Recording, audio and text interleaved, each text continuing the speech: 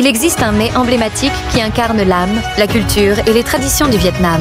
Un incontournable des offrandes, déposées sur les autels ancestraux lors du Tet, le Bánh Chưng.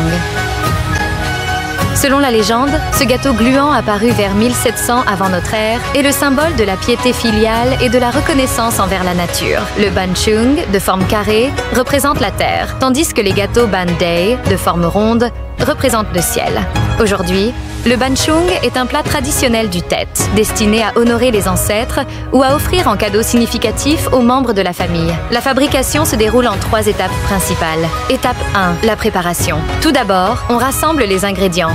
Du riz gluant, des haricots mungo, du ventre de porc et des feuilles de dong.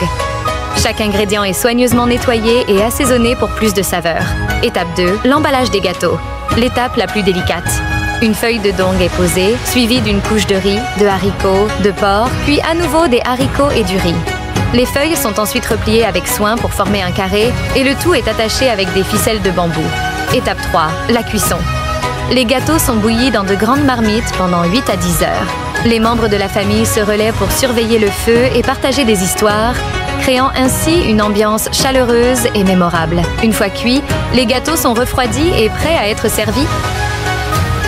En parallèle du Bánh Chưng, le Bánh Tet est également indispensable pendant le Tet. Bien que les ingrédients et la préparation soient similaires, il existe quelques différences. Le Bánh Chưng, carré et symbolisant la terre, est populaire dans le nord du Vietnam, tandis que le Bánh Tet, cylindrique et représentant le ciel, est plus courant dans le sud. Les deux sont délicieux et illustre la diversité culturelle du Vietnam. Voilà l'histoire du Bánh Chưng. J'espère qu'elle vous incitera à apprécier l'unicité et la profonde signification de la cuisine et des traditions vietnamiennes.